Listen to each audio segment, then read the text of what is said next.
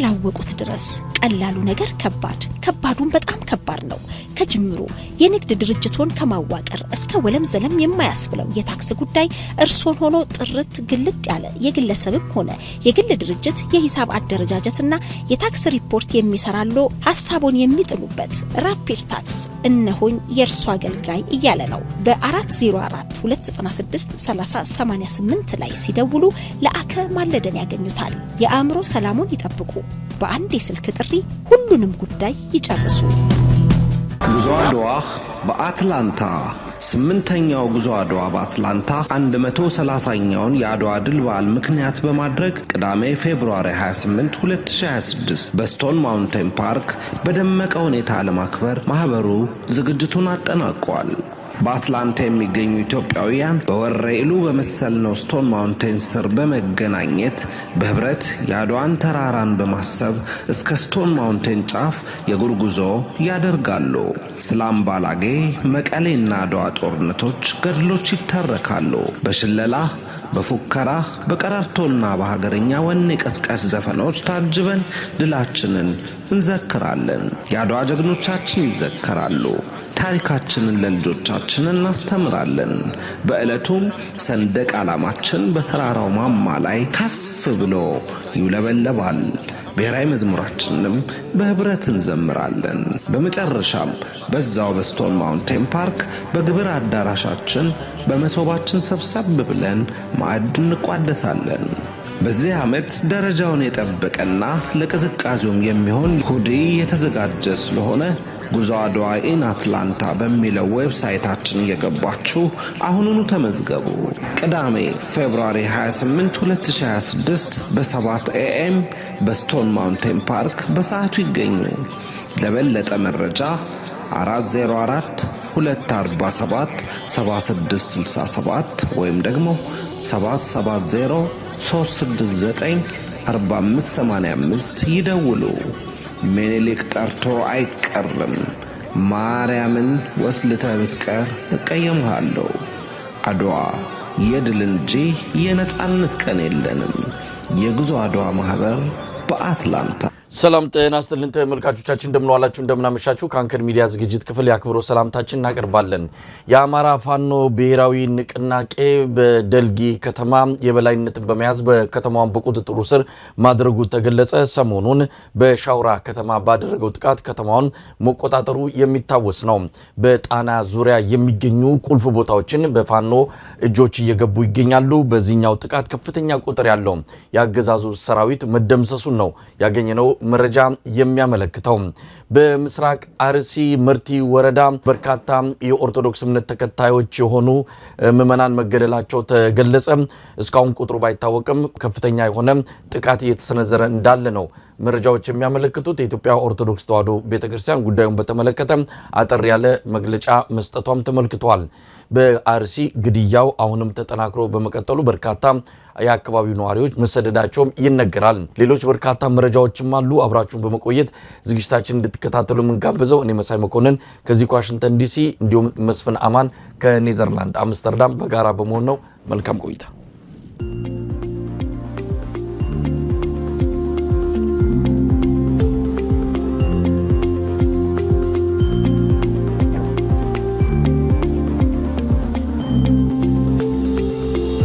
እናስተልን መስፍን። ሰላም መሳይ፣ እንዴት አለ? ምናልባት በአንተ በኩል መረጃዎች ካሉ ታካፍለናለህ። የእስራኤሉ ፕሬዝዳንት ወደ አዲስ አበባ አቅንተው ከአብይ አህመድና ከሌሎች ባለስልጣናት ጋር መገናኘታቸው ተመልክቷል። የኢትዮጵያ አቋም ምን ሊሆን ይችላል? ከዚህ አንጻር ከእስራኤል ጎን በመሰለፍ እስራኤል የጀመረችው አንድ እንቅስቃሴ አለ። የዚያ አካል ሆና ኢትዮጵያ የምትመጣ ከሆነ አጠቃላይ አረቡ ዓለም የሚኖራት ተቀባይነትና አጠቃላይ ሁኔታ አደጋ ውስጥ ይገባል ብለው የሚጠብቁ ወገኖች አሉ። ለማንኛውም ይሄ ጉብኝት በተለየ ሁኔታ እየታየ ይገኛል። እስቲ ከዚህ ጀምረን ሌሎች መረጃዎችን እንለዋወጥ። ያ ማለት የሚገርም ነገር ነው። ባለፈው ጥቂት ወራት ማለት በዚህ ባለፈው ባሳለፍነው 1-2-3 ሳምንት ብቻ ወደ አዲስ አበባ የመጡትን የተለያዩ ሀገራት የውጭ ጉዳይ ሚኒስትሮች፣ ፕሬዝዳንቶች ምናምን ላይ የአፍሪካ ቀንድ በተለይ ደግሞ ኢትዮጵያ ምን ያህል የስበት ማዕከል እንደሆነች። የስበት ማዕከል ማለት ሲባል ለበጎ ነገር አይደለም። በነገራችን ላይ የእነዚህ የተለያዩ መካከለኛ ኢመርጂንግ ፓወር በመጣት ላይ ያሉ ሀገራት የጂኦፖለቲካ የራሳቸው ጂኦፖለቲካ ጨዋታ መጫወቻ ለማድረግ ኢትዮጵያን እንትን እየተጠቀሙባት እንዳለ ነው እንትን እያለ ያለው እና ይሄ እንደውም እንደ ዲፕሎማቲክ ስኬት ሊገለጽ የማይገባ ነው። የቱርክ ፕሬዝዳንት ኤርዶጋን እዛ ሄዶ ነበር፣ አዲስ አበባ ነበረ። የሳውዲ አረቢያ ውጭ ጉዳይ ሚኒስትር ነበረ። የተባበሩት አረብ ኤሚሬትስ እንደዚህ ውጭ ጉዳይ ሚኒስትር ነበረ። ሌሎች እና እንደው ስታየው ይሄ መካከለኛው ምስራቅ ላይ ያለው የከረረ ሁኔታ አፍሪካ ቀንድ ላይ ራሱን ለማስተንፈስ እየተንደረደረ ያለ ይመስላል። ለዚህ ደግሞ ምቹ ሆኖ ያገኛቸው ሀገሮች አሉ። ምቹ ሆኖ ያገኛቸው ሀገሮች ሁኔታዎች አሉ። አንደኛ የአፍሪካ ቀንድ ሀገሮች በጣም ድሃዎች ናቸው። ሁለተኛ ብዙ ፌልድ ስቴት የወደቁ መንግስታት አሉ፣ እንደ ሶማሊያ፣ እንደ ሱዳን፣ እንደ ምናምን።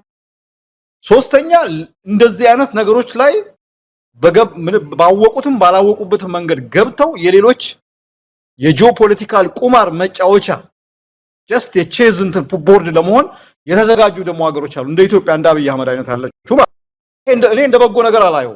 እንደዚህ አይነት ነገር ራስህን ገለልተኛ ሚዛን ባላንስድ የሆነ ዲፕሎማሲ ራስህን ልክ ይሄ ሰርከስ ላይ የሚሄዱ ገመድ ሰርከስ ላይ በገመድ የሚሄዱ ሰዎች አሉ አይደል? ባላንስድ ዲፕሎማሲ ልክ እንደዛ አይነት ነገር የምትሄድበት እንጂ ይሄ በጣም እነዚህ ትልቅ ጉልበት ያላቸው ናቸው። በጣም የሆነ ስር የሰደደ እርስ በርስ ሽኩቻ ያላቸው ናቸው። ከኋላቸው በጣም ብዙ ያሰለፉት ኃይል ያላቸው ሀገሮች ናቸው። ከአንዱ ጋር ተሰለፍክ ማለት ከሌላው ጀርባ ካለው ከብዙ ኃይል ጋር ትጣላለህ። አሁን የእስራኤል ጋር በተወሰነ መልኩ አብሮ አላይድ ማድረግ የአረቡን ዓለም ብቻ አይደለም። አረቡ ዓለም ሲባል የ400 ሚሊዮን አካባቢ የሚጠጋ ህዝብ ያለበት አካባቢ ነው። the entire muslim world የሚባለው እነ ፓኪስታን፣ አፍጋኒስታን፣ ማሌዥያ ምናምን የሚባሉትን ጭምር ከአፍሪካም እንደ ሴኔጋል፣ ማሊ ምናምን የምትለው ጭምር እንትን ውስጥ የምትከትበት ሁኔታ ነው ያለው። በጠላትነት እንዲፈርጁ የምታደርግበት ሁኔታ ነው ያለው እና በጣም በጥንቃቄ ነው እንትን ሲደረግ የነበረው። ኢትዮጵያ እኔ በጣም ማስታውሰው የተባበሩት መንግስታት ድርጅት ላይ የፍልስጤም ጉዳይ ለውሳኔ ቀርቦ ኢትዮጵያ ብዙ ሰዎች ይጠብቁ የነበረው ኢትዮጵያ የእስራኤል ታሪካዊ አላይ ነች፣ አጋር ነች። ስለዚህ ይሄንን የቀረበውን የተባበሩት መንግስታት ውሳኔ ትሽረዋለች ወይም ደግሞ እንትን ታደርገዋለች የሚል እንትን ነበር የነበረው፣ ግን አልነበር። ከዛ ይልቅ ኢትዮጵያ ያደረገችው ምንድነው? ድምፀ ተአቅቦ ነው ያደረገችው። በጣም ሚዛናዊ የሆነ ዲፕሎማሲ የመከተለው እንትን እሱ ነው። የ1948 ይመስለኛል የፓለስታይን እንትን የፓለስታይን የእስራኤልና የፓለስታይን አመሰራረት እንትን ላይ ማለት እንዲህ አይነት ነገር መከተል ነው ያለበት። አሁን ባለው ሁኔታ ጂኦግራፊካሊ በጂኦግራፊ በመልክዓ ምድር እኛ ከአረቦቹ ጋር ጎረቤት ነው። በዙሪያችን ከኬንያ በስተቀር እና ከደቡብ ሱዳን በስተቀር በዙሪያችን የከበቡት የአረብ ሊግ አባል ሀገሮች ናቸው። ይሄ ነገር መርሳት የለብንም እና ከውስጥም ደግሞ ሌላ ደግሞ ኃይልም አለ እኮ ከውስጥም እኮ ራሱ ሲግኒፊካንት ይሄ ነው የማይናቅ የእስልምና እምነት ተከታይ የሆነ ፖፑሌሽን አለና ያንንም ግምት ውስጥ ያስገባ ስራዎች መስራት ያስፈልጋል። እኔም የእስራኤል ፕሬዝዳንት መምጣቱ ነውር ነው ብዬ አላምንም። ግን አሁን ኢትዮጵያ እየተፈጠረ ያለው ነገር የአፍሪካ ቀንድ የነዚህ ሀገሮች የጂኦፖለቲካ ጨዋታ ሜዳ ነው እያደረጉ ነው ያለው። የነሱን እዛ በራሳቸው ሜዳ ላይ መዋጋ ወይም ደግሞ መደባደብ ወይም ደግሞ ማካሄድ የሚገባቸውን ትግል እኛ ሜዳ ላይ ምናልባት በእኛ የሰው ጉልበት በእኛ ኪሳራ ለማካሄድ ነው የሚመጣው። አብይ አህመድ የሚከተለው ዲፕሎማሲ ትልልቅ ተጽዕኖ ፈጣሪ ሀያላን መሪዎች ሳይቀሩ ወደ ኢትዮጵያ እንዲመጡ አድርጓል።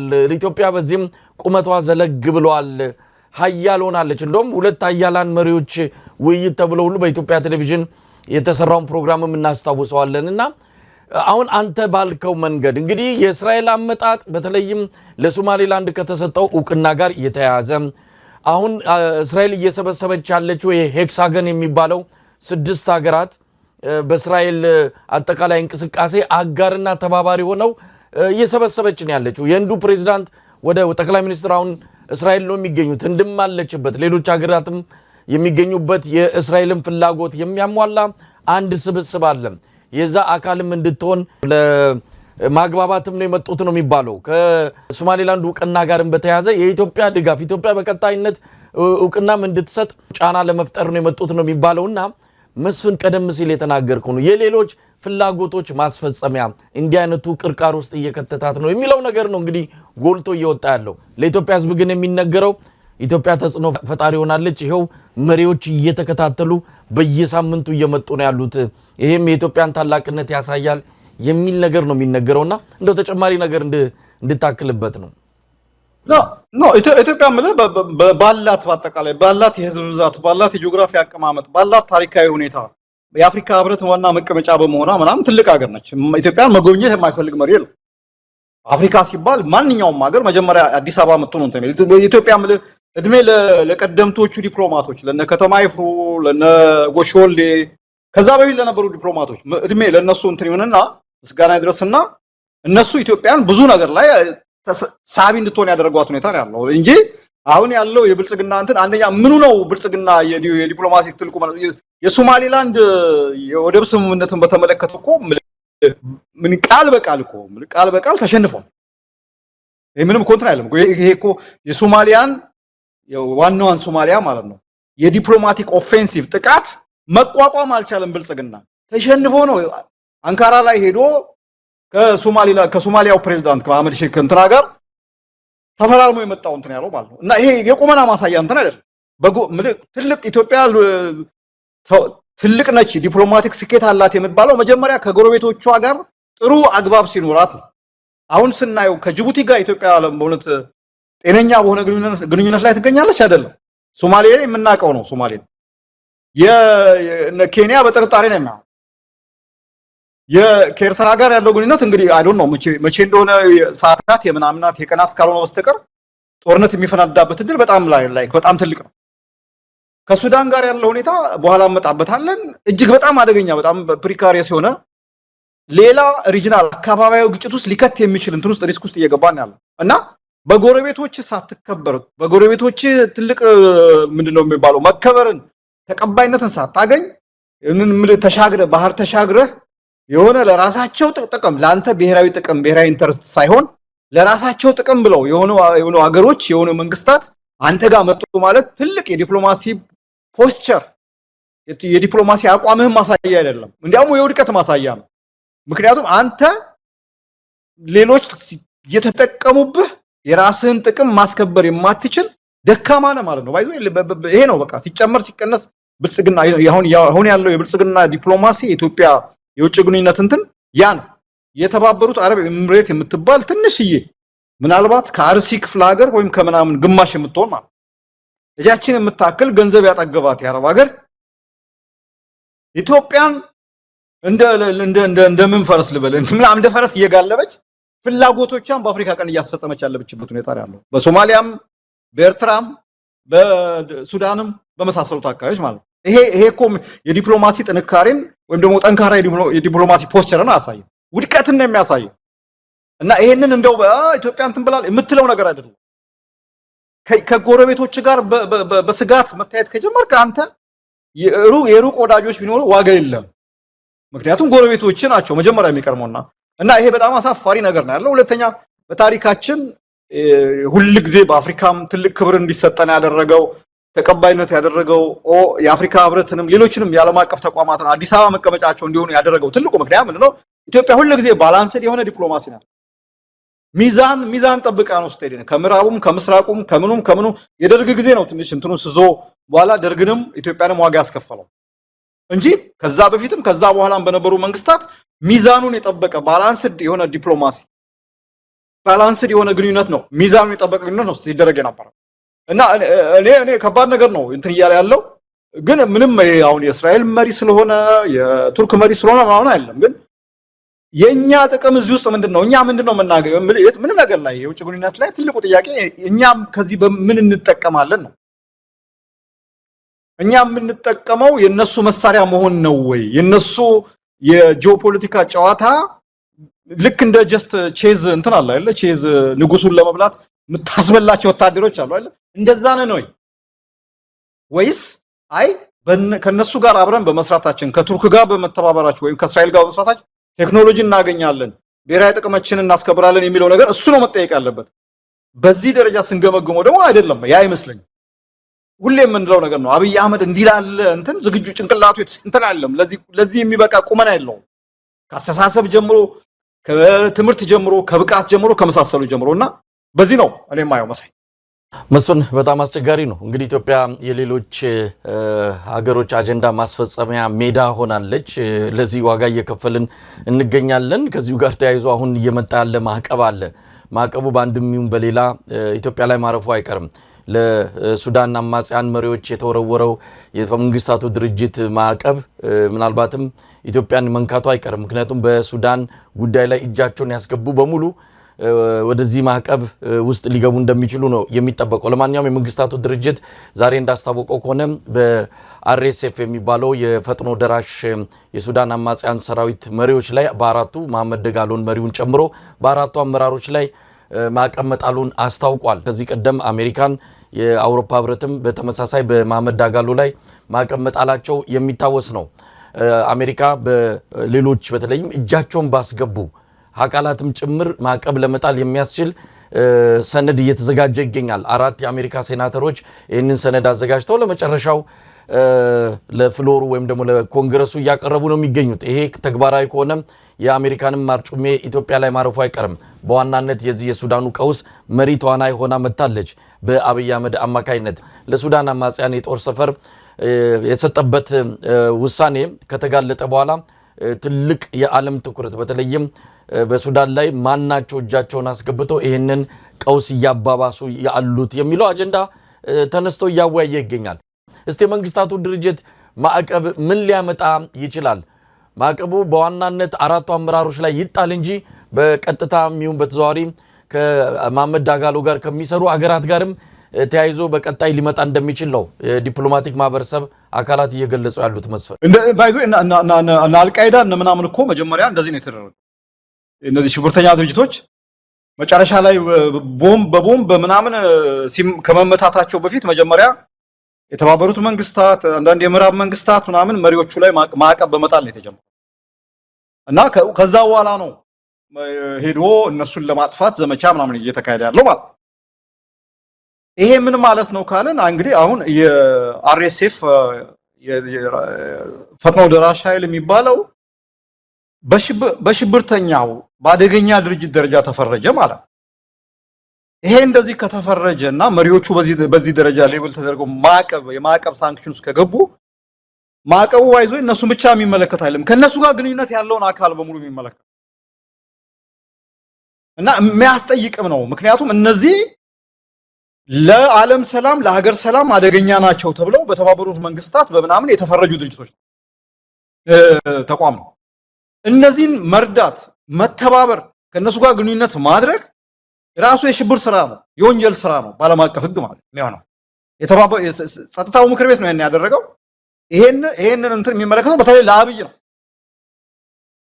ከዚህ ወንጀለኛ ድርጅት ጋር መስራት ወደ ማዕቀብ እንትን ያስኬዳል። ታስታውሳለህ አይደለ? እውነት ይሁን አይሁን ውሸት ይሁን አናውቅም።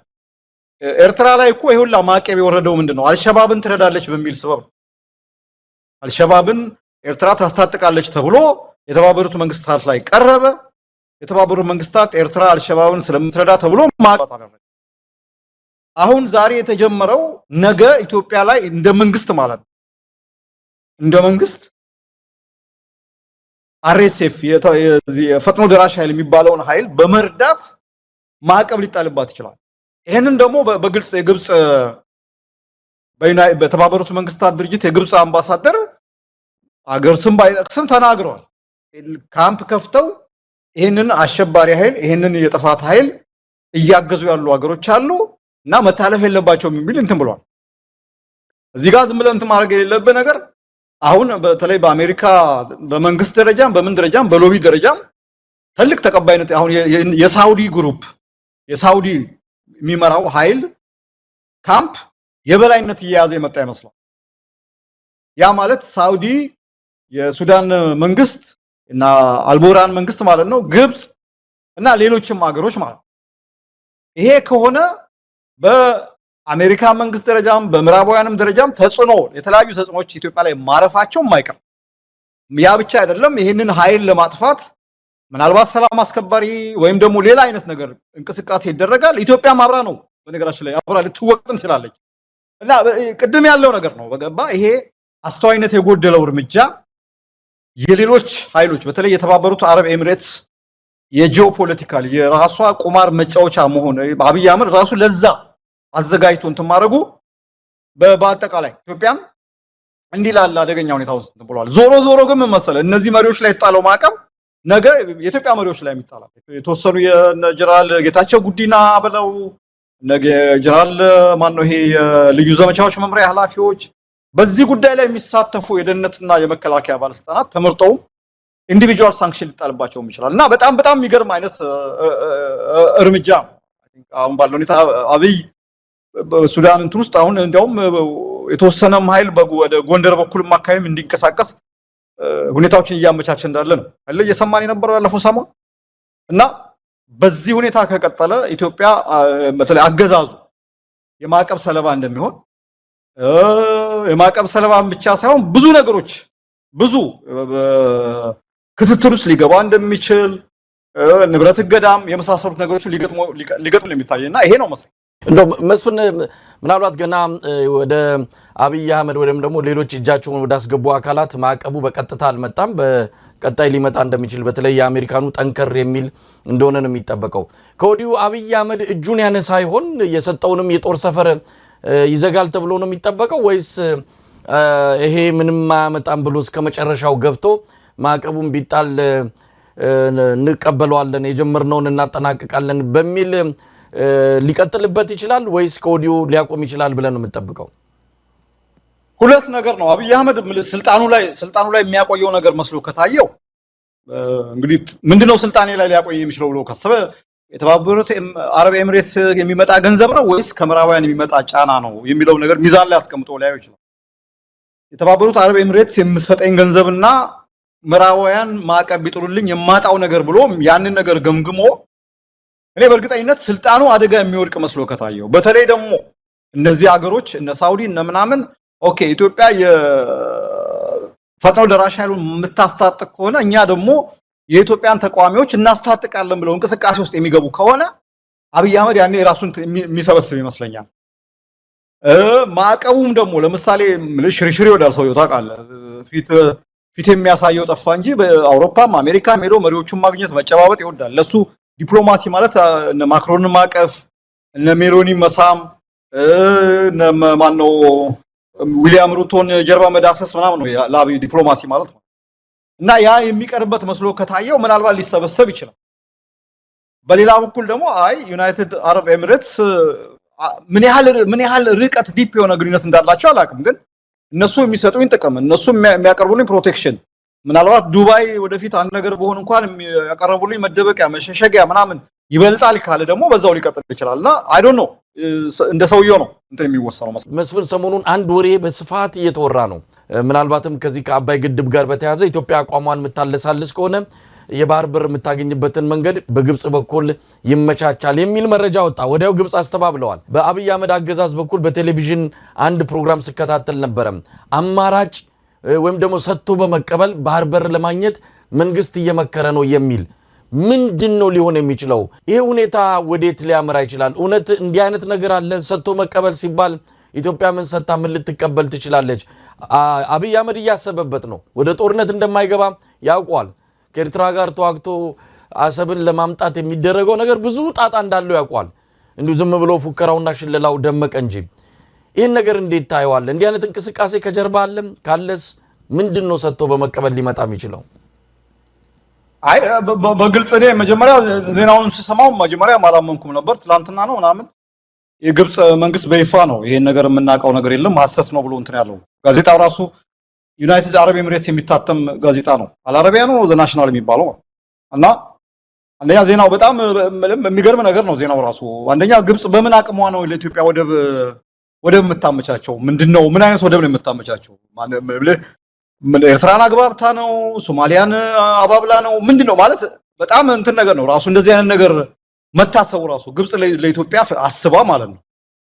ጭራሽ ኢትዮጵያ ወደብ እንድታገኝ ግብጽ የአባይን ግድብ ብቻ አቁሙልኝ እንጂ አባይ ላይ የምትሰሩት ነገር ብቻ አስተካክሉልኝ እንጂ ወደቡን ነገር እኔ አስተካክልላችኋለሁ እንደዛ የሚባልም ነገር የለም። በጣም ከባድ ነገር ነው።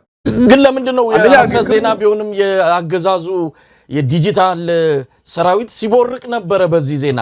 የሚያስደስትስ ነው ወይ? በግብጽ የሚመጣ ግብጽን አምኖ የሚመጣ ጥቅም ምን ያህል አስተማማኝ ሆኖ ነው በዚህ ደረጃ ከበሮ ሲደልቁ የነበሩት የሚለውም ትናንትና አስገራሚ ሆኖ ነው የዋለው። አይ አንተ ደግሞ ያገዛዙ እነሱ እኮ ምንም ሌላም ነገር ቢባል እኮ ይቦርቃሉ እኮ። እነሱ ዋናው ነገር ከላይ የሚሰጥ ከላይ የሚወርድ መመሪያ ነው። ከላይ ከአገዛዙ ከብልጽግና ጽሕፈት ቤት እንዲበሉ ተብሎ የሚነገረው ነገር ነው እንጂ አንዳንዶች እኮ የሚጽፉትንም በቅጡ የሚረዱት አይመስለኝም። በቃ ሼር ስለተደረጉ ሼር የሚያደርጉት ነገር ነው የሚመስለኝ። እና አንደኛ እንዳልኩ ነው ግብጽ አንደኛ በመና የራሷን ወደብ አይደለም መስጠት ወደቡ እንኳን የሚባል ማለት ኢትዮጵያ በምንም መንገድ ግብጽ ጋር ሄዳ ወደብ የምታገኝበት እድል የለም። ጂኦግራፊካሊ ግብጽና ኢትዮጵያ መካከል የሆነ ስንት 1000 ኪሎ ሜትር ከዛ በላይ ልዩነት አለ። ከዛ በመለስ እንግዲህ ኢትዮጵያ ወደብ ምናምን ብላ ክሌም ልታደርግ ወይም ደግሞ ሞጫ ልታገኝ ብቻ ጅቡቲ፣ ኤርትራና ሶማሊላንድ ነው። እነዚህ ሀገሮች ምን አድርጋ ነው ግብጽ ኢትዮጵያ ወደብ እንድታገኝ እንትን የምታደርገው? የባህር በር አይደለም የተባለው። አዎ የባህር በር አክሰስ ነው። አክሰስ ቱ ዘ ሲን የተባለው ደግሞ ወደብም አይደለም። እዚህ ላይ መሰመር አለበት። ሁለተኛ በልዋጩ ኢትዮጵያ ምንድነው የምትሰጠው ተብሎ ደግሞ አንደኛው እዛ ዜናው ላይ የቀረበው ነገር በልዋጩ ኢትዮጵያ አንደኛ ግድቡን ግብጽ እንድትቆጣጠረው ማድረግ አንደኛው ነው። ሁለተኛ ከዚህ በኋላ በአባይም ላይ በአባይ ዙሪያ ባሉ ማናቸውም የአባይ ገባሪ ወንዞች ላይ ምንም አይነት ነገር ስራ ምንድነው ግድብ ወይም ደግሞ ስራ ላለመስራት ውል መግባት ማለት ነው። ይሄ ማለት ኢትዮጵያ ምናልባት ባህር ባይኖራት ይችላል እንደዚህ አይነት ስምምነት ውስጥ ከምትገባ የባህር በሩ ቢቀር ይሻላል፣ ጥንቅር ብሎ ቢቀር ይሻላል። እንደ እንትን ማለት ነው እንደው ሁለቱን ሚዛን ላይ ያስቀምጠን ተከምጥ ቢቀር ጥርግ ብሎ ቢቀር ይሻላል። ምክንያቱም ይሄ እኮ ማለት በገዛ ወንዝ በውስጥ ኢንተርናል ሪቨር ማለት በዛ ወንዝ ላይ በገዛ ሀብት ላይ የመወሰን ስልጣንን አሳልፈ ሰጠ ማለት። ግብጾቹ እንደዛ ነው እያደረጉ ያሉት። እና አንደኛ ነገሩ ውሸት ነው፣ ግን ደግሞ ቢሆንም አላለ በይሆናል በግምት ስንናገር የሚሆን ነገር አይደለም። አንደኛ ግብጽ ልትሰጥ ለኢትዮጵያ ልታደርግ የምትችለው ነገር በሶስተኛ ወገን በኩል ነው። እነዚህም ሀገሮች ፈቃደኞች አይደሉም በዚህ መንገድ እንትን ብለው በሌላ መንገድ በማግባባት በዲፕሎማሲ ጥበብ አክሰስ ቱ ዘ ሲ የባህር አገልግሎት ምናምን ማግኘት ይቻላል እንጂ አሁን እንደሚባለው አብይ አህመድ እንደሚቦርቀው እንትን እንደሚለው እኔ በጣም ከባድ ነገር ነው። እኔ ሰሞኑን ነው ብዙ ሰው የሚያይ ይመስለኛል በየሳምንቱ ማለት በሚቻል ደረጃ የኢትዮጵያ መከላከያ ይሄኛው ክፍለ ጦር 100 ዓመቱን አከበረ፣ ይሄኛው አየር ኃይል 100 ዓመቱን አከበረ፣ እገሌ 65 ዓመቱን እና ይሄ የጦር ትርኢቱ ምናምን በጣም ነው እንትን ነው ጉልበት ለማሳየት ለማን እንደሆነ አልገባኝም፣ ግን ጉልበት ለማሳየት እየተደረገ ያለ ጥረት ነው ያለው። በቃ አብይ አህመድ ደጋግሞ ይናገራል የገነባ ነው ኃይል በቃ ዘመናዊ የአንደኛው ክፍለ ዘመን ደረጃ እንትን ያለ ነው ማንም ማያሸንፈው። አሁን ጭራሽ እንዲያውም በሙሉ የቀይ ባህርን ሰላም ማስከበር የሚችል ኃይል ገንብተናል። እንደዚህ አይነት እብሪት ለየትኛው ማገዛዝ አልጠቀመም። በነገራችን ላይ በጣም የሚገርም አይነት ነገር ነው። ከታሪክ የማይማሩ ሰዎች ደደቦች ናቸው ነው የሚል አንድ አባባል እና እኔ አሁን የሰልፉ ጉልበታችን እንዲህ ነው በጉልበታችን እንዲህ ማድረግ እንችላለን የሚለው ድንፋታው ምናምን እኔ ቢቀር ጥሩ ነው። እኔ አሁን ባለው ሁኔታ አብይ አህመድና ወዙ ያሉ ሰዎች በጣም ዝም ብለህ ሰሞኑን ካየው እሱ ነው በቃ በዚህ ይሄኛው 65ኛው ዓመቱን አከበረ፣ አየር ኃይል 100 ዓመቱን አከበረ። እነዚህ ክብረ በዓሎች የሚፈለጉት ባይዞይ እንትን ለማድረግ ነው፣ የሰልፍ ትርኢት ለማሳየት የታንክ እንትን ለማሳየት ምናምን ነገር ነውና በዙሪያችን ያሉት ሀገሮች እኮ እነዚህ ነገሮች ሲያዩ ስጋት እኮ ነው። ይሄ እንደዚህ አይነት ዝግጅት ነገ ለኛ ስጋት ነው ብለው የራሳቸውን ዝግጅት እንዲያደርጉ ጥሪ ነው እያደረገ ያለው። በጣም ኢማቹር ያልበሰለ እና በጣም አደገኛ የሆነ ቁማር ነው አብይ አህመድ እንትን እያደረገ ያለውና ምን እንደሚፈልግም አይገባኝም እውነት ለመናገር። እስቲ ወደ ሀገር ውስጥ አንዳንድ ጉዳዮች ልመለስ። አርሲ ላይ የኦርቶዶክስ ግድያ አሁንም ተጠናክሮ ቀጥሏል። በሰሞኑን በተፈጸመ ግድያ በርካታ ሰዎች ህይወታቸው እንዳለፈ ነው የተመለከተው። የኢትዮጵያ ኦርቶዶክስ ተዋሕዶ ቤተክርስቲያን 3 የኢትዮጵያ ኦርቶዶክስ ተዋሕዶ እምነት ተከታዮችና 1 ሙስሊም ተገድሏል የሚል መግለጫ ማውጣቷን የሰማነው። አንድ በአባት በዚህ ደረጃ መግለጫ መስጠታቸው ተመልክቷል። አሁንም የሚወጡ መረጃዎች እንደሚያሳዩት ግድያው ቀጥሏል፣ ሰው ከአካባቢው እየተሰደደ ነው የሚል ነው። እዛው ነው ምስራቅ አርሲ ባለፈው በተደጋጋሚ የተፈጸመበት ቦታ እዛ አካባቢ ያለው እልቂት እንደቀጠለ ነው። መስፍን ምንድነው እሱ እዛ አካባቢ ያለው ነገር? የማያባራ መንግስትም ሊቆጣጠረው ይፈልግ ወይም ደግሞ ከጀርባ እሱ ይኑር የሚታወቅ ነገር የለም። ለማንኛውም ስለዛ አካባቢ ያለው ሁኔታ እንዴት ታየዋለህ? ምን መሰለህ፣ ምንም ነገር ምንም እንትን አዲስ ነገር የለውም። ይሄ ነገር እየተለመደ ይመጣል። የሚገደለው ሁሉ ጊዜ እኮ መገደሉን እየተቀበለ አይኖርም። አንድ ወቅት ላይ መገደሉ በቃኝ ሲል ራሱን ወደ መከላከል ይሄዳል። ምናልባት የሃይማኖት ጦርነት እንዲቀሰቀስ የፈለጉ ያሉ ሰዎች ይመስለኛል። በዚህ ሁኔታ አሁን አንተ በየጊዜው እየተነሳ ቤተ እምነትን እያቃጠለ ሰዎችን እየገደለ እንትን የሚል ማንም ይሁን ማንም አለው ሰው ዝም ብሎ የሚቀመጥ ኃይል የለም። ራሱን ለመከላከል የሚነሳ እንትን ይኖራል። እኔ የመንግስት ይሁንታ የመንግስት ኃይል ተባባሪነት ባይኖር ይሄ ነገር ዝም ብሎ ይከሰታል ብዬ አላስብም። የመንግስት እንትን አለበት። ምክንያቱም መንግስት ባለው አቅም አይተነዋል እኮ በፈለገው ቦታ ሰራዊት አሰማርቶ ሁኔታዎችን ለመቆጣጠር ሲሞክር የምናይበት ሁኔታ አለ። በፈለገው ቦታ ለስልጣኑ የሚያሰጋው ሁኔታ መስሎ ሲታየው ማለት ነው። እንዲህ ባለ ሁኔታ ደግሞ ያው ኮንቲኒየስሊ ዜጎች እየተገደሉ ኮንቲኒየስሊ በጣም አደገኛ ለመሰለ ይሄ ነገር ችላ ተብሎ ሊታይ እንትን የማይለው ነገር ቅድም ያልኩ ነገር ነው። ዝም ብሎ በቀጠረ ቁጥር የሚሞቱትም ሰዎች በሟች ወገን ያሉት የሚገደሉት የሚጨፈጨፉትም ሰዎች እኮ ራሳቸው ሪያክት ማድረግ ይጀምራሉ። ሪያክት ማድረግ ሲጀምሩ በአጠቃላይ ለሀገሩም የሃይማኖት ግጭት፣ የብሔር ግጭት፣ የምናምን ግጭት ለሀገሩም ሰላም ለሀገሩም ሁሉና አደገኛ ነው እና እንዲህ አይነት ነገር ኃላፊነት የሚሰማው መንግስት ቢኖር ይሄን ነገር ገና በእንጭጩ ነው መቅጨት ያለበት።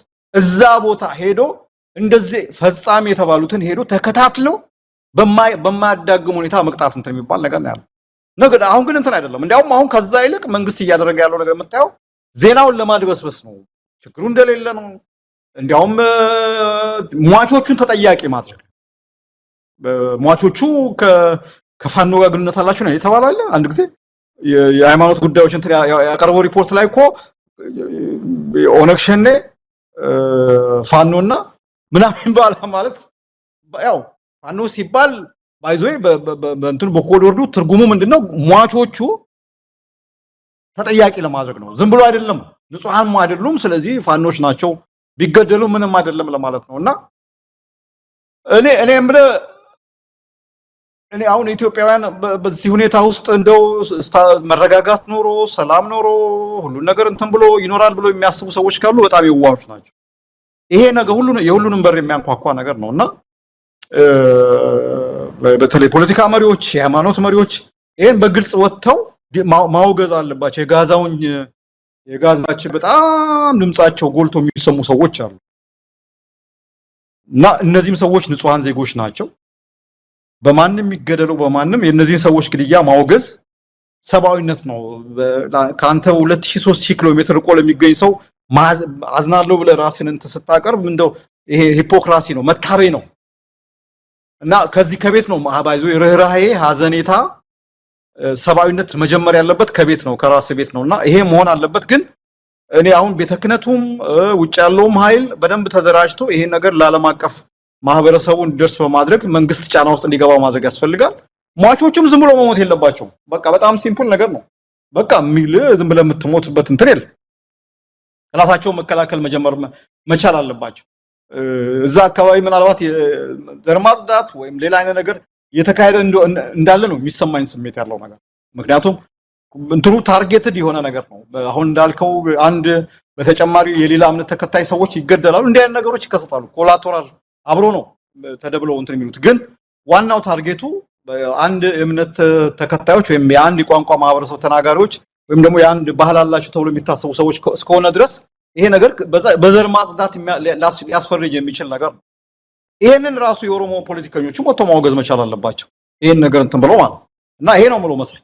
አዎ መስፍን፣ ምናልባት እናንተም በዚህ ዙሪያ አንድ ስብስብ ባለፈው እንደዚህ እንቅስቃሴ ማድረጋችሁን ገልጻችሁ ነበር። እዛ ከኔዘርላንድ የፓርላማ አባላትም አንዳንድ ወገኖችም እንደዚህ ታዋቂ ሰዎች ሆናችሁ ይህን ጉዳይ ለማስቆም እንቅስቃሴ እየተደረገ እንዳለ ሰምተናል። ያው የክርስቲያኖች ግድያ ይቁም የሚል ፕሬዝዳንት ዶናልድ ትራምፕም ትኩረት ሲሰጡበት በተለይ በናይጄሪያ ጦር ሰራዊት እስከ መላክ የደረሱበት ሁኔታ አለና ለኢትዮጵያ የሚደርስ የኢትዮጵያ ክርስቲያኖችንም ማዳን ከተቻለ ምክንያቱም አሁን የሚደርስላቸው የለም አገዛዙ በራሱ ተሳታፊ ነው ናይጄሪያ አገዛዙ አይደለም የተሳተፈው አማጽያን ናቸው ይህንን የሚያደርጉት ይህን ግን በቀጥታ አብይ አህመድ ሊያደርገው እንደሚችልም የራሱ ታጣቂዎችን አሰማርቶ ሊያደርገው እንደሚችል እንደው የግድ ማስረጃ መጠበቅም የሚያስፈልግ አይደለምና እንደውም የኢትዮጵያው የከፋ ነው የሚሆነው አገዛዙ ጭምር የሚያበረታታው ከጀርባም ሆኖ የሚደግፈው ጭፍጨፋም ስለሆነ ከዚህ አንጻራው ምን መደረግ አለበት እውነት ለመናገር የሚደርስላቸው የለም በየጊዜው እየተከሰተ ነው ያለው እንግዲህ አሁን ደግሞ በጣም በተደጋጋሚ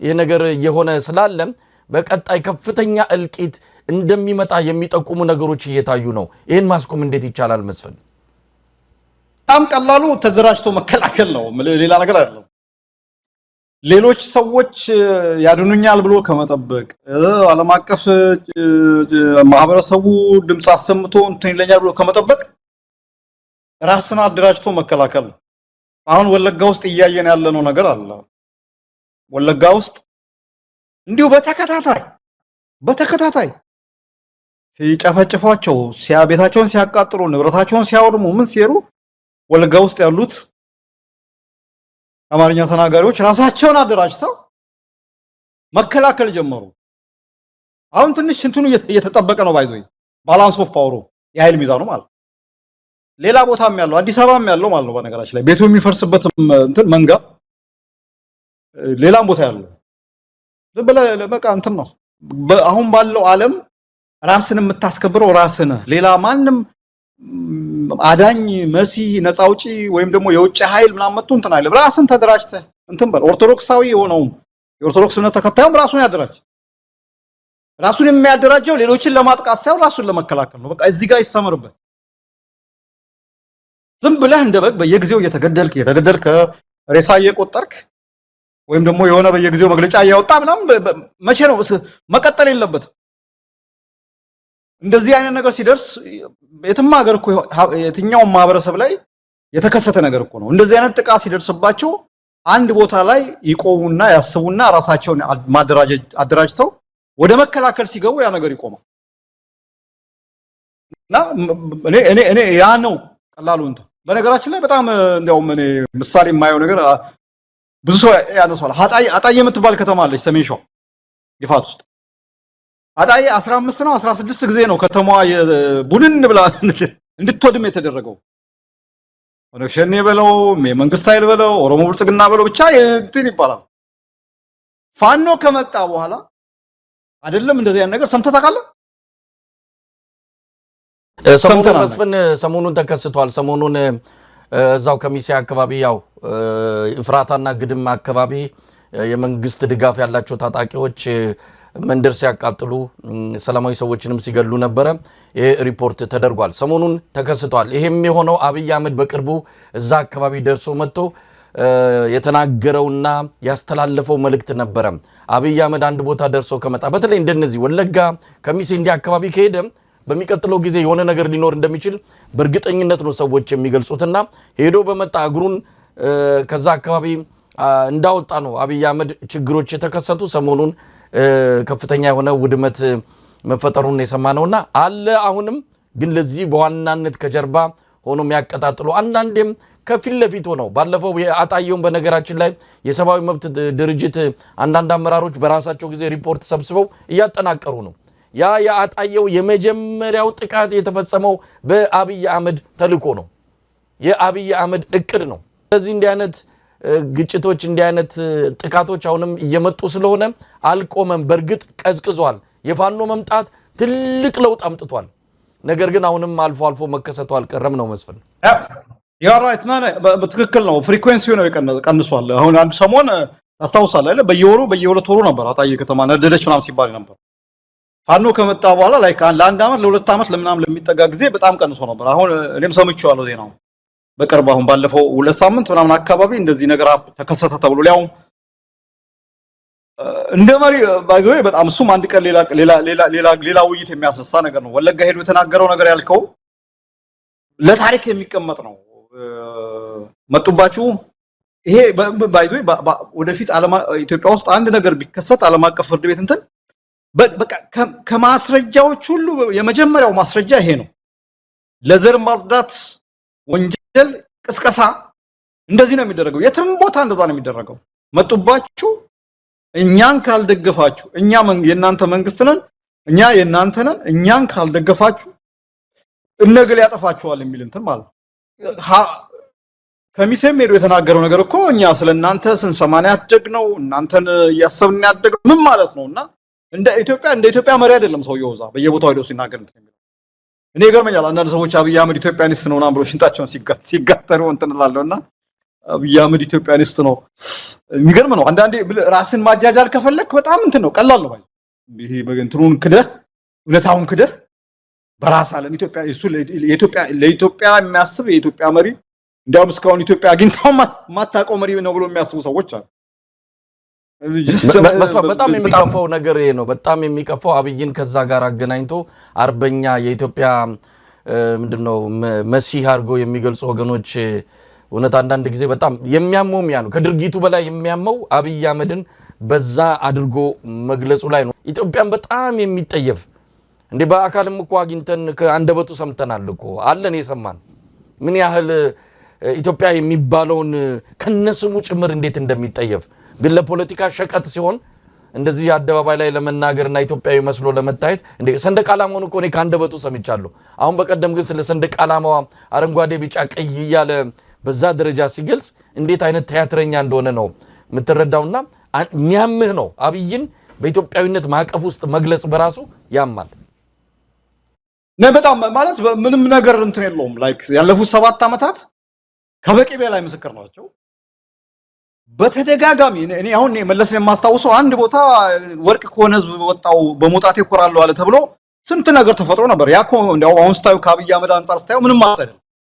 ምንም ችግር የለም። አንድ ሰው ከወጣበት ህዝብ በዛ ኩራት ቢሰማው እንትን የለውም። ይሄኛው እኮ የወጣበትን ህዝብ ማሞገስ አይደለም። መጡባችሁ እኮ ነው የሚለው እንደ መሪ ማለት። ይሄ አንድ የወረዳ ካድሬ አይደለም የሚናገር። ይሄ አንድ የቀበሌ ሊቀመንበር አይደለም የሚናገረው። ይሄ አንድ የአገር ጠቅላይ ሚኒስትር ነው የሚናገረው። ይሄ መንግስት የእናንተ መንግስት ነው። ይሄን እድል አታስመልጡት። ይሄን እድል ሊቀሟችሁ ነው። በነገራችን ላይ በጣም እኮ እንትን ነገር ነው። ይሄን እድል የምን እድል? ይሄን እድል ሊቀሟችሁ ነው። ይሄን መንግስት ጠብቁ፣ ተደራጅተዋል ጠብቁ ብሎ እንትን እያደረገ ነገር ነው ያለው። ይሄ ባይዞ ጅማ ላይ ሌላም እንደዚህ አንድ የረሳሁት ንግግር አለ የተናገረው። ባሌ ጎባ ላይ ታስታውሳለህ? ባሌ ላይ ተመሳሳይ እንደዚህ ንግግር ተናግሮ ነበር። ያንን ይሄንን ሪቶሪኩን ይሄ በቃል የሚነገረውን ነገር ብቻ አይደለም ማየት አለበት። አሁን በሽመልስ አብዲሳ መሪነት የሚደራጀው የሚሊሻ ብዛት የሚደራጀው የታጣቂ የኮኔገኛ ጋሽና ሲርና ምናምን የስርዓት ጠባቂ ምናምን እየተባለ የሚባለው ነገር ዝም ብሎ አይደለም የሚደራጀው።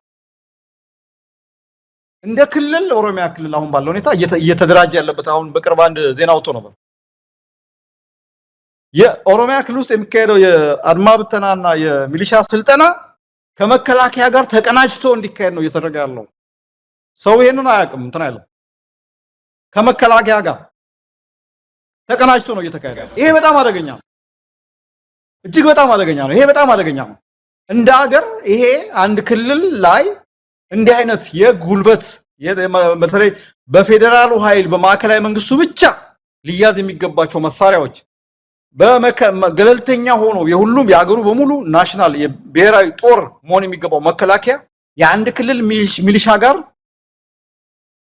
መሳ ለመሳ ተቀናጅቶ እንዲሰራ ሲደረግ ምናምን ነገር ስታይ አደገኛ ሁኔታ ውስጥ እንደገባ ታያለህ። ከቃሉ ከፉካው ከሽልላው በተጨማሪ ማለት ነው። የጦር መሳሪያም ግዢ ያለ ምናምን የሚባል ነገር አለ ፕሮኪርመንት እና እኔ አንዳንድ ቅድም ያልከው ነገር አብይ አህመድ ኢትዮጵያኒስት ነው ለኢትዮጵያ በጣም እንደው ኢትዮጵያ እንደሱ አይነት መሪ እስካሁን አግኝታ አታውቅም የሚሉ ሰዎች ምናምን ነገር ኖ ጀስት ዌይት እስቲ ጭንቅላታችሁን አስሩ። ቀላል ነገር ትንሽ ጭንቅላታችሁ ውስጥ ያለውን እንትን ምን 100% ቢሆን 20% በ20% አስቡበት በላችሁ። አማራው ክልል ጉዳይ ነው እንግዲህ አብይ አህመድን እረፍት የነሳው አውጥቶ አይናገረውም እንጂ እዚህ አይነት ሁሉ ስጋትና እዚህም እዚያም እሳት እንዲለኩስ እያደረገ ያለው የአማራ ክልል ተጠናክሮ እየተካሄደ ያለው ትግል ነው። ወንበሩን የሚነቀንቅ ከምንም በላይ ከስልጣን የሚያስወግደው ኃይል ከዛው ከአማራ ክልል እንደሚመጣ ስለተረዳም ነው ያንን ኃይል አንደኛ ውቅና በመንፈግ ምንም እንዳልፈራና ብዙም ቦታ እንዳልሰጠው ለመምሰል የሚያደርገው ጥረት፣ በሁለተኛ ደረጃ ይህንን እያደረገ ግን መጠነ ሰፊ ሆነ 11 ክፍለ ጦር ጭምር አሰማርቶ ይህንን ትግል ለማዳፈን የሄደበት ርቀት አብይ አህመድ ትክክለኛ ስጋቱ የአማራ ክልል መሆኑን ለማረጋገጥ ከዚህ በላይ ምንም ሊገኝ አይችልም ብለው የሚገልጹት ነገር ነው። ለማንኛውም አማራ ክልል ተጠናክሮ ቀጥሏል። የአማራ ፋኖ ብሔራዊ ንቅናቄ ለትልቅ ጥቃት ለትልቅ ምናልባት እስከዛሬ ካየነው ከሰማነው በላይ ሊሆን ለሚችል ጥቃት እየተዘጋጁ እንዳለ እናውቃለን። ከዛ በፊት ግን የተለመዱ የውጊያ እንቅስቃሴዎች እየተደረጉ ነው። ሰሞኑን በጣና ዙሪያ በማዕከላዊ ጎንደር አካባቢ የሚደረጉ ትግሎች ከፍተኛ የሆነ ድል ያስገኙ በአገዛዙ ሰራዊት ላይም እንደዚሁ ኪሳራ ያስከተሉ ናቸው። በሻውራ የተገኘው ድል በምስል እያየን ነበረ። ከፍተኛ ቁጥር ያለው የአገዛዙ ሰራዊት ነው የተደመሰሰው። አስክሬን ትተው ነው ሄዱት። የራሳቸውንም አስክሬን ማንሳት ባልቻሉበት ሁኔታ የአካባቢው ማህበረሰብ በወግ በባህሉና በሃይማኖቱ እንደዚሁ የአስክሬን ወደ አፈር የመቅበር ስነ ስርዓት ሲያከናውን የሚታይበትን ቪዲዮ ነው ያገኘ ነው። ዛሬ ደግሞ እንደሰማነው ደልጊ የተባለችው እንደዚሁ ቁልፍ ቦታ በፋኖ እጅ መግባቷን ከ20 በላይ የወታደራዊ ተሽከርካሪዎች ናቸው ጥቃት የደረሰባቸው የተቃጠሉትና በቁጥጥር ስር የገቡት። በአሁን ሰዓት አብይ አህመድ አማራ ክልል ላይ ቆሞ መዋጋት አልቻለም። የተወሰነ ሰራዊቱን ወደ ሰሜን ኢትዮጵያ ለሌላ ግዳጅ ወስደናል ብለው አሁን በፊት ለፊት ሚሊሻውንና አድማ በታኙን እያጋፈጡት ይገኛሉ። የአማራ ፋኖ ብሔራዊ ንቅናቄ የምህረት አዋጅ ሰጥቶ ብዙ ሚሊሻና አድማ በታኝ እጁን እየሰጠ ነው የሚገኘው። በአማራ ክልል ያለው የኃይል ሚዛን እንደተለመደው በፋኖች በላይነት እንዳለ ነው የሚታወቀው። እስቲ ስለ አማራ ክልሉ አጠቃላይ ሁኔታ እንመልከተው። እኛማ ተገርመን እኮ በጣም ተዋል ማለት ምን መሰለ ቅድም ያወራነው ነገር ማለት ነው። ይሄ ፓራ ኮማንዶ ምናምን የማይሰለጥን እኮ ወታደር አይነት የለም እኮ የምናምነኛው ሻለቃ የምናምነኛው እንትን አክሮባት ደግሞ ምናምን በካራቴ ሲማቱ ምናምን ላይና የጦር ሜዳው እንትን ላይ ደግሞ ስታየው አሁን አንድ ወታደር እኮ ሰልጥኖ ብቻ አይደለም የሚቀመጠው። ያንን ወታደር እዛ ጦር ሜዳ ደግሞ ስትወስደው ውጤቱ ሌላ ነው ማለት አንድ ብለ ያውላ እኛ በቃ የምንዘጋጀው ለነዚህ አይደለም እነዚህ እንትኖች ናቸው። እንዲያውም አንድ ጀነራል ሲናገር ነው የሰማሁት መሰለኝ የኛ ዝግጅት ለትልቅ ነገር ነውና ለነዚህን በቃ ጀስት በትንሹ ነካ አድርገናቸው ያለ ነገር ነውና በተግባር ግን አሁን አንተ ጋር ከመግባት በፊት ዳባት አንድ ከተማ ተቆጣጥረው ሲገባ እያየው ነበር። ዳባት ሰሜን ጎንደር እንትን ነው ሙስሊም አሊም ወይ እንትኖ አካባቢ ማለት ነው። ትላንትና ሰሜን ወሎ አካባቢ እንደዚህ የጦፈ እንትን ነበር። ሰሜን ሸዋ ላይ ምንም ሊቆም ያልቻለ እንትን ነው እና እኔ አሁን አንዳንድ ነገሮችን ገልብጦ ማየት ደስ ይለኛልና እንትኑ ሳይሆን እኔ አሁን የፋኖ ድል ብቻ ሳይሆን የሚገርመኝ የመከላከያ የሚባለው እንትን በየሳምንቱ ቅድም ያልኩ ነው በየሳምንቱ ትሪቱ የዝንትኑ ድንፋታው የጀነራሎቹ በቃኛ እንትኑን ብለናል ምናምን ሺጦር ብላቴ ተመረቀ ደዴሳ ተመረቀ አየር ኃይል እንደያደረገ ምናምን ነገር ይለዋል ነው ነገር እነዛው ጀነራሎች አሁን መሐመድ ተሰማ ምናምን ጦር ሜዳ ምናምን እንደገና ወስደን ተስታረጋቸው የለም ውጤት የለው ምንድነው ማለት ይሄን ነገር መጠየቅ አለባቸው። ምንድነው አሁን እኛ ስለ ኤርትራ ምናምን ከምታወሩ መጀመሪያ እስቲ ምንድነው አማራ ክልል ምን ላይ ጎደለም ብላችሁ መጠየቅ አለባችሁ።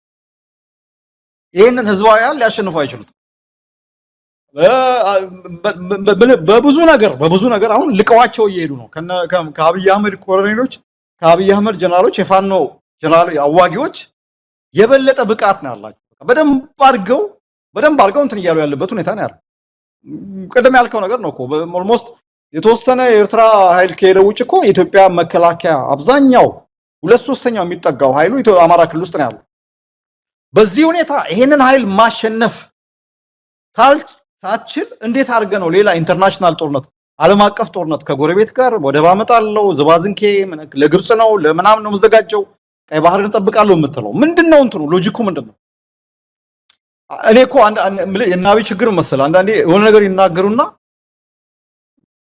ያን የተናገሩት ነገር አፈርድሜ ነገር የሚያገባ ሌላ ነገር ሲሰሩ ታያለ። በቃ ዛቻው ፉከራው ምናምን ታያለና ወይ ጉድ ምናምን ነገር ብለ ገና ታዝበስ አጨርስ ሰራዊቱ የሆነ ቦታ አፈር ሲገባ ታያለ። የሚያሳዝነው ብለ ኢትዮጵያውያን ናቸው የኢትዮጵያ ልጆች በዚህ እንዲህ ባለ ሁኔታ ከንቱ ለሆነ for nothing by the way ለምንም በቃ ያንድን ሰው የስልጣን አምሮት ያንድን ሰው እብሪት ያንድን ሰው ቅጀት ለማሳካት ተብሎ ኢትዮጵያውያኖች በዚህ ደረጃ መስዋዕት ሲከፍሉ ስታይ ታዝናለህ። ከዛ ውጪ ግን ምን ሰማው ነገር ነው በፋኖ ላይ ያልተደረገ ያልተዘመተ ነገር የለም። እነ አውርተነዋል እነ ኮሎኔል ፋንታው ማባው ማስረሻ ምናምን እጅ ሰጡ ተብሎ በቃ የፋኖ ነገር ያበቃለት የደቀቀለት መስሎ ወጥቶ ነበር። እኔ አንድ የመንግስት ሚዲያዎችም ያሳዝኑኛል። እንደ በቃ ሲያወሩት ልክ የሆነ በቃ ፋኖ ያለቀ ድቅቅ እንትን እንደ ታሚል ታይገር ወይም ኬምሩሽ በቃ ድምጥማጡ የጠፋ ኃይል ነገር አስመስለው ይላሉ። ደግሞ አሁን ደግሞ እንደዚህ ነገር ይመጣል።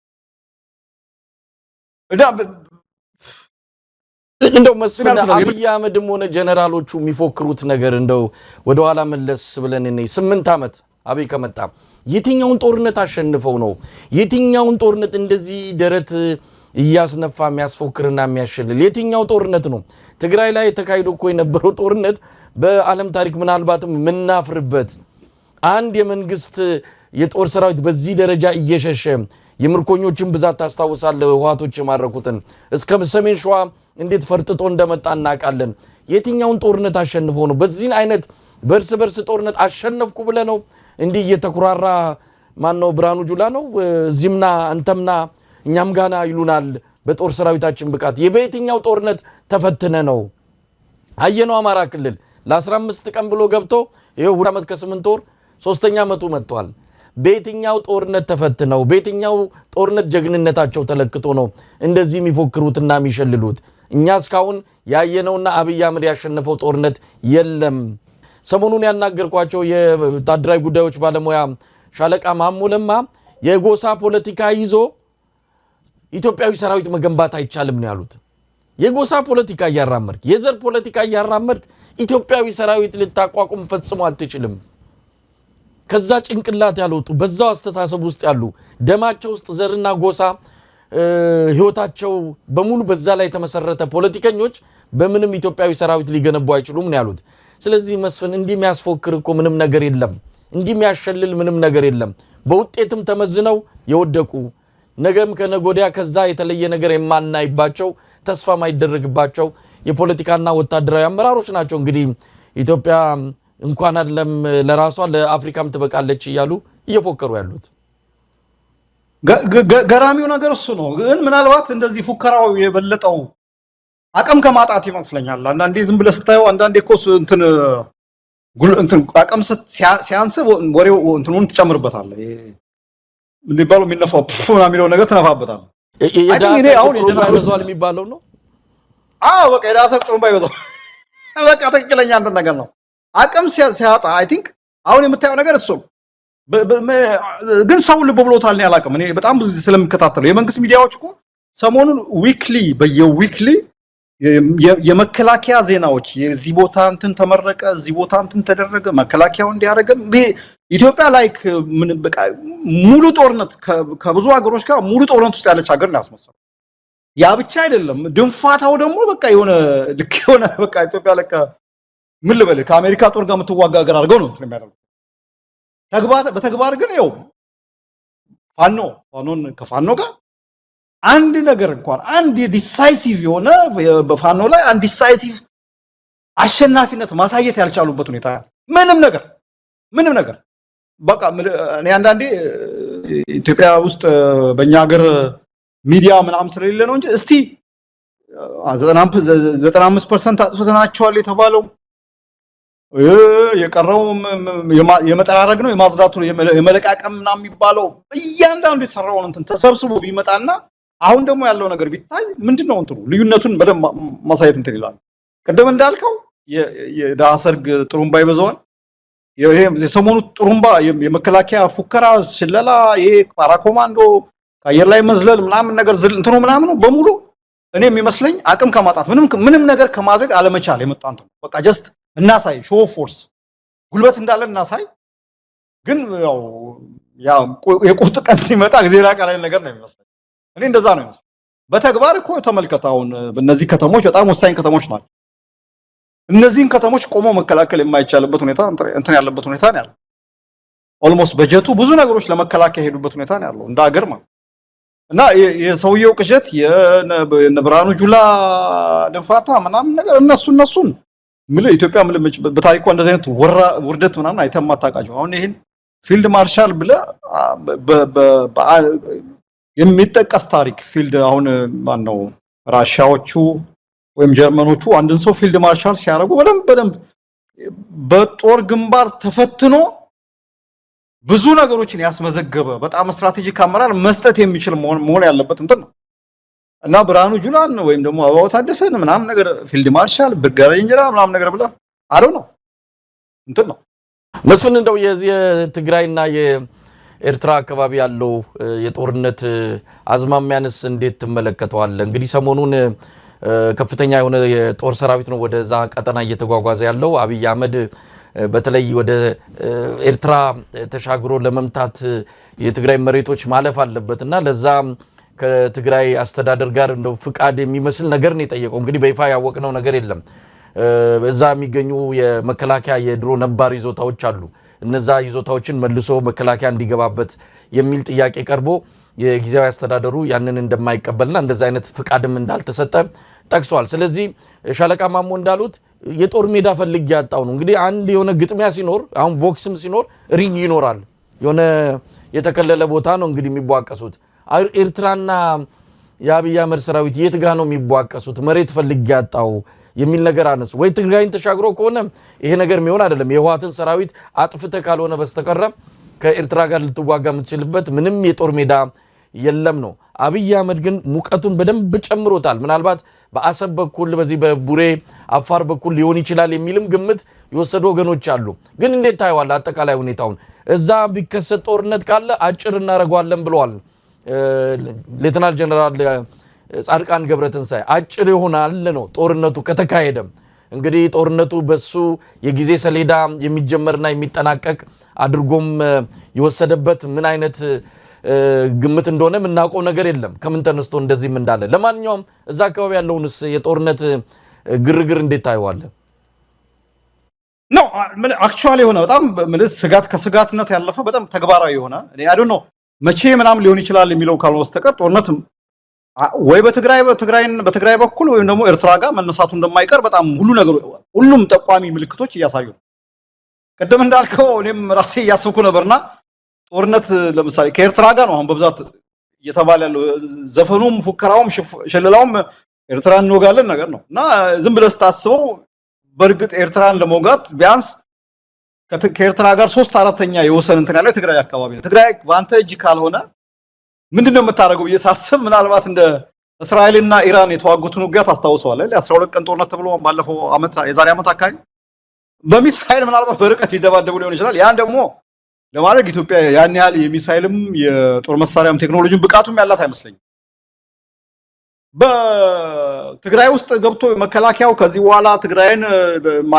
ለአብይ አህመድ ላገዛዙ ያስገብራል የሚለው ደግሞ እምነቱ በጣም የለኝም በተለይ ደግሞ አሁን ትላንትና ነው ከትላንት ወዲያ ደግሞ ይሄ እዚህ ወልቃይትን በተመለከተ የተላለፈውን ውሳኔ እንትን ከተባለ በኋላ ኦልሞስት ትግራይ ውስጥ ያለውን የናሽናሊዝም ስሜት እንዲጨምር ያደረገበት ሁኔታ ነው እና እኔ እንደማየው አሁን እዛ አካባቢ ያለው ዲፕሎይመንት የጦር ሰራዊት ግንባታ ቢልድ አፕ በየቦታው አክቹአሊ በኤርትራ በኩል ቀላል ዝግጅት የለም ምክንያቱም ጎረቤት መጣውል ለወጋ ነው ምናምን ነገር ሲል ዝም ብላ አትቀመጥም እና ይሄ ግን እኔ ሻለቃ እንዳሉት ቤት በኩል ነው የሚለው የኔም ጥያቄ ነው ዶል የሚታየኝ እንትን እንዳልኩ ነው በቃ ከትግራይን እንደዚህ መሃል እንትን አድርገው ከሁለቱም በርቀት በሚሳኤል ወይም ምናምን ነገር ሊተጋተጉ ይችላሉ እሱ ደግሞ ቴክኖሎጂ ይጠይቃል አቅም ይጠይቃል አንድ ሚሳኤል እኮ በጣም አይ ዶንት ኖ በዶላሮች በመቶ ሺዎች በሚሊዮን የሚቆጠር ዶላር ነው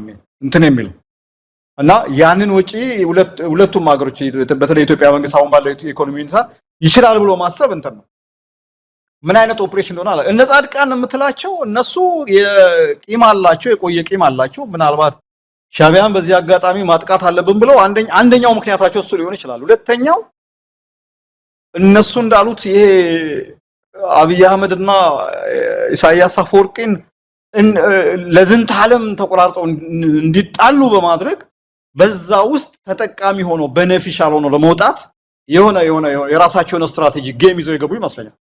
ከዛ ውጪ ጻድቃን የትኛው ጾረናል የሚባል ቦታ ላይ እኮ ብዙ ታሪክ አለ እኮ ኢትዮጵያና ኤርትራ የዚህ 2001 የተካሄደው ጦርነት ላይ እሱና በሱ ስር ያሉ ጀነራሎች የሰሩት ስህተት ምን ያህል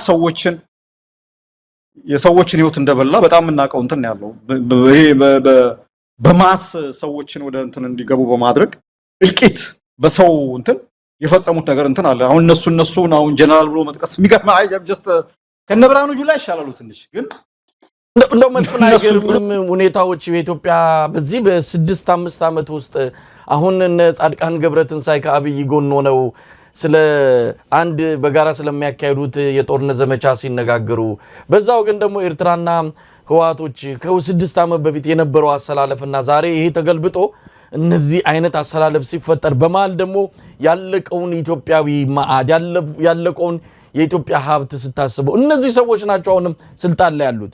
ስለ ባለፈው ሳይጠየቁ ስለ ባለፈው ኃጢአታቸው ዋጋ ፍርድ ሳያገኙ ከእንደገና ለሌላ ጦርነት ልክ ከደሙ ንጹህ ራሳቸውን አድርገው ምንም ሳያፍሩ ምንም ጸጸት ሳይሰማቸው ደረታቸውን ገልብጠው ለሌላ ጦርነት ህዝቡን ለማነሳሳት ሲመጡ እንደው ምን አይነት ተፈጥሮ ነው? እንደው እንዲህ አይነት ግፍ ኢትዮጵያ ህዝብ ላይ ተፈጽሞ ያውቃል ወይ?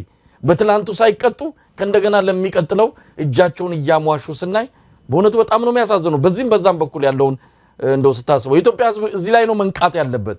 እዚህ ላይ ነው የትግራይ ህዝብም የአማራ ህዝብም የኦሮሞ ህዝብም በአጠቃላይ የኢትዮጵያውያን ትብብር ለድልና ሽግግር መግለጫ አውጥተዋል። የተለያዩ ፖለቲካ ኃይሎች ናቸው እዚህ ክሪስታል ሲቲና አምስተርዳም እናንተ ጋር በተለያየ መልኩ ሲሰበሰቡ የነበሩ የጋራ መግለጫ አውጥተዋል። ታላላቅ ፖለቲከኞች ናቸው ከግራም ከቀኝም ያሉ ከኦሮሞም ከአማራም ከትግራይም የተሰባሰቡ ኢትዮጵያውያን ናቸው። ነገሩ አስግቷቸው በጋራ ትብብር አቋቁመው መግለጫ አውጥተዋል። ይሄ መግለጫ ያተኮረው እዛ ላይ ነው። ኢትዮጵያውያን ከዚህ በኋላ ለዚህ መንግስት እድል አትስጡት ነው። ከዚህ በኋላ እድል ከሰጠን ሁለት ነገሮች ሊከሰት ይችላል። ወይ መንግስት ይወድቃል አሊያም ደግሞ ሀገር ትፈርሳለች ነው ያሉት። አይገርምም መስፍን? መገለባበጡ እንትን ማድረጉ በጣም የሚገርም ማለት እኔ ኢትዮጵያ ፖለቲካ አንደኛው እንደውም ትልቁ እንትን ነበር። ይሄ እንደ ሃይማኖትነት ባህሪ ነበረው። በቃ አንድ ግሩፕ አንድ ቡድን ውስጥ ከተሰለፍክ ወደ ሌላ ትራንስፈር ማድረግ በጣም ከባድ ነበር። ታውቃለህ በቃ አቋም ነው ተብሎ ማለት ነው። ግን ከቅርብ ጊዜ ወዲህ ይሄ የዝውውር መስኮቱ ፍጥነት ያንዳንዱ መገለባበጥ ምን ባይዞ የሞራል መጥፋት ነው። የሞራል ሰው ድሮ አቋም ብቻ አይደለም ሰው ምን ይለኛል እንዲህ ብዬ ነበረ እንዲህ አርጌ ነበረ እንዲህ ምናምን እባላለሁ ይሄ ነበር አቋሜ ምናምን እንዴት ይሄኛውን አቋሜን ከዚህ ተንሸራትቼ እመጣለሁ ብለህ ራስን ከህሊና ጋር ይጣላና ባለበት ትቀራለህ ወይ ደግሞ የሆነ ቦታ ታደርጋለህ። አሁን እኮ በጣም ፍጹም በቃ ፍጹም የሆነ ተቃራኒ የምትላቸው ኃይሎች ናቸው ወደ አንድ እየመጡ ያሉት። ወይ ደግሞ ለምሳሌ አንዱን በቃ ምን አድርጌ ማጥላላት የሚባለው ቃል ራሱ በጣም ትንሽ ነው። አንዳንዶቹ አንደኛውን ኃይል እንዴት አድርገው ሲያጥላሉ የነበሩ ኃይሎች ተመልሰው ያንን ኃይል ቅዱስ ለማድረግ የቅድስና ቅባት ለመቀባት ሲሉ ስታይ እንዴ ፖለቲካችን እንዴት ነው በጣም ከመቼው በዚህ ደረጃ እንደዚህ ምን ልበል እንደዚህ ወረደ ነው የሚባለው እንትን አለ እና በጣም የሚያሳስብ ነገር ነው። የነጻድቃን የነጌታቸው ሚዲያውም አካባቢ አሁን በቅርብ እያየን ያለው ነገር አለ። አንድ እንትን አለ አንድ ሆዳም አለ እና እነሱ አሁን እንዴ ሲገለባበጡ ነው ነገር ስታይ በቃ የሆነ ፖለቲካችን ውስጥ የተበላሸ ነገር አለ። በቃ ድሮ እኮ በጣም እንትን ነው እኮ አንድ ካምፑስ ከነበርክ ወደ ሌላ ካምፕ ለመግባት በጣም ጊዜ ይፈጅ ነበር። ራሱ ማሟሟቅ አለብህ። አሁን እኮ ምንም ማሟሟቅ የለብህም ዘለ ነው የምትገባው። እና የፖለቲካችን መበላሸት እኔ አንደኛው ማሳያ ይሄ ይመስለኛል። እኔ ለታክቲክ የሚያርጉት ለስትራቴጂ የሚያርጉት ለሆድም የሚያርጉት ለምንም የሚያርጉት ግን በቃ የፖለቲካችን ውድቀቱ ዝቅጠቱ እንትን የምናየው ነገር እሱ ነው። ግን ምንድነው መሰለ እንዳልከው ነው በጣም የሚያሳዝነው ነገር እነዚህ ሰዎች ቁማር ሲጫወቱ ከአንዱ ወደ አንዱ ስዊች ሲያደርጉ ዝም ብሎ በነፃ አይደለም ወይ ደግሞ ዝም ብሎ አይደለም ራሳቸውን ብቻ አይደለም ብዙ ሰው አስበልተው ነው ብዙ ሰው አስጠፍተው ነው። በጣም የሚያሳዝነው እሱ ነው። ብዙ ሰው በለው ምናም ብለው አጨፋጭፈው ምን ብለው እንዲያውም ለዛ አሁን ወጣቶች ምናምኖች በክራንች የሚሄዱ ወጣቶች በተለያየ አሁን ደግሞ ጭራሽ ጦርነት ፈርተው ባህር በልቷቸው እንትን የሚሉ የሳውዲ አረቢያ መንግስት በዚህ ሳምንት ያወጣው ሪፖርት አይታል አይደለም? በህገወጥ መንገድ ድንበራቸውን በየመን በኩል ከሚያቋርጡ ሰዎች መካከል 51 ነው 50 ምናምን ፐርሰንቶች ኢትዮጵያኖች ናቸው። ባይዙ በጣም ትልቁ ቁጥር ማለት በቃ ሞት የኢትዮጵያ ውስጥ ከመኖር የዛ በረሃ ውስጥ ሞት ቢበላቸው ይሻላቸው።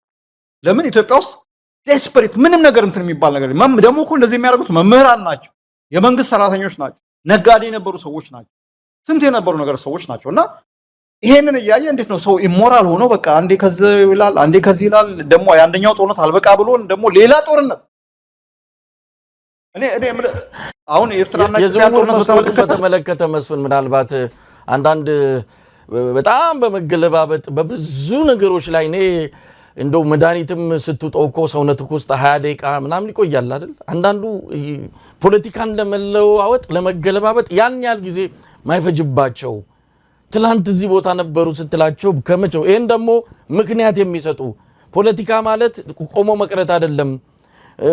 ፖለቲካ ማለት እንደዚህ አይነት ነገሮችን ሪያሊቲን እና እውነታን እያዩ ከዛ ጋር የሚስማማ አቋም መያዝ ነው ብለው ለራሳቸው ድክመትና ለራሳቸው እንዲህ አይነት አቋም ምክንያትና ሳይንሳዊ ነገር እያበጁ የሚሄዱ አሉ። ሰሞኑን ደግሞ በምንድነው በአገዛዙ ቴሌቪዥን ላይ በርክተው እያየናቸው ናቸው። እዚህ አገዛዙ ቴሌቪዥን ስክሪን ሴቨር ሆኖ ቀርተዋል። አንዳንድ ነገር ያሳዝናል። ይሄ ፖለቲካ መስኮት ዝውውሩ በጣም አሳፋሪ በሆነ መልኩ እውነት በጣም ያሳፍራል። እንደዛ የምትላቸውን ሰዎች ከ3 ከ4 ዓመት በፊት አብረናቸው ስንሰራ የነበሩ ሰዎች ናቸው። እኔም በግሌ አብረን እንዲያውም እዚህ እኔ ቤት እንግዳ ሆኖ ያረፉ ሰዎች ናቸው። እና ምን ሲሉ እንደነበረ በኦሮሞ ፖለቲካ ላይ በኢትዮጵያ ፖለቲካ ላይ ምን ሲሉ እኛ እንደነሱ ባለጌ አይደለም፣ ግን ምን ሲሉ እንደነበረ የምናውቃቸው ሰዎች ናቸው። እኔ ምንድነው ሰው ይታዘበኛል የሚባል ነገር የሚባል የለም። ሰው ይታዘበኛል ማቀርቷል። ህሊና ይታዘበኛል እርሳው አውጣው። ምክንያቱም እንደዛ ነው። ህሊናህን ሆድ ውስጥ ስትደብቀው አይታዘብም። ሰውንማ በቃ ምን ሰው ጤፉ ነው የምትሆን። እና አይነን በጨው ታጥበ ያንን መውጫ እንዳይሸጥ እንዳይለወጥ አድርገህ ያረከስከውን ሰውዬ አሁን ደግሞ የቅድስና ቅባት በቃ ከሱ በላይ እንትን የለም ኢትዮጵያ እንትን የምትባል ከባድ ነው። ግን እነዚህ አይነት ሰዎች ቤተሰብ አላቸው፣ ልጆች አላቸው። ምን አይነት ሞራል ነው ለቤተሰቦቻቸው ልጆቻቸው የሚያስተላልፉት? በነገራችን በጣም የስርዓቱንስ ደካማነት አትረዳም? እንዲህ አይነት ሰዎችን የሚሰበስብበት ሁኔታ በጣም የሚገርም ነው። ስርዓቱ ራሱ እንደዚህ አይነት ምንድነው የከሰረ ነጋዴ የዱቤ ደብተሩን ያገላብጣል እንደሚባለው ሲከስሩ እንዲህ አይነት ሞራል የሌላቸውን ሰዎች ሲሰበስብ ከምንም በላይ ያ የሚሄደው ሰው ብቻ ሳይሆን የሚሰበስበው አካልም ምን ያህል የወደቀ ምን ያህል የከሰረ መሆኑን ነው የምትረዳው መስፍን። በሞራል የወደቀ ስርዓት ባይዞይ ኢሞራል የሆኑ ሰዎችን በሞራል የሾቁ ሰዎችን የሚሰበስበው ያ ነው። በተግባር እኮ ያየነው እሱ ነው። ስርዓቱ ሞራል ቢኖረው ኖሮ እንዲህ አይነት ሰዎች ትላንት እንዲህ ብለውኝ ዛሬ እኔ ጋር ሲመጡ እንደዚህ ከምቀበል ባሉበት ይቆዩልኝ። ነገ እኮ ደግሞ እንደገና ሌላ የበለጠ ለሚከፍለው ማለት ነው። ነገ ደግሞ የበለጠ ለሚያዋጣው ባይዞይ እነዚህ እንደዛ ነው የሚሄዱት። ባይዞይ ያው ፖለቲካን የሚያዩት በሆዳቸው ልክ ነው የሚለኩት እና አቋማቸው እንትን የሚሉት የሚቀይሩት የትኛው ያዋጣል አያዋጣም ነው። ትላንትና ተቋሚነት ያዋጣ ነበር። ዛሬ ብልጽግናነት ትንሽ ገንዘብ ሆድ ይሞላል። ነገ ደግሞ ከብልጽግና የተሻለ ሌላ የሚያዋጣ አካል ቢመጣ ያቋማቸውን ለመቀየር ምንም አይገዳቸውም። የሞራል ለከት የሚባል ነገር አለ። ፍሬን የለም። እና እንዳልከው ነው ራሱ ብልጽግና ራሱ የሞራል ጋርቤጅ ነው። ገባ? የሞራል ደርት ይሄ የሞራል ውድቀት ጋርቤጅ ነው፣ ቆሻሻ ማስቀመጫ። ስለዚህ እነዚህ ሰዎች እንትን ይላልና እንዲህ አይነት ባህሪ ይባላል እኮ እንዲህ አይነት ባህሪ ያላቸውን ሰዎች እኮ ገና ከሩቁ ነው እንትን ማድረግ ያለብን። ለነገሩ እንኳን እኛን ተገላገሉ እንኳን ከዚህ ከተቋሚውም ከምንም ወደ ትክክለኛው ጋር ቤጃቸው ገቡ ነው ምንድነውና መስፍን በጣም ነው ማመሰግን ብዙ ርዕሰ ጉዳዮችን ነው ያነሳ ነው ለነበረን ቆይታ በአንከር ሚዲያ ታዳሚው ስም ከልብ ነው ማመሰግነው መስፍን አማን ከአምስተርዳም እግዚአብሔር ይስጥልኝ መልካም ቀን እንበርታ እኔም አመሰግናለሁ ተመልካቾቻችን በዚሁ የዛሬውን አበቃን አብራችሁን ስለነበራችሁ ምስጋናችን ከልብ ሆኖ ከያላችሁበት ይደርሳችሁ ኢትዮጵያ በክብር ለዘላለም ትኑር ጤና ይስጥልን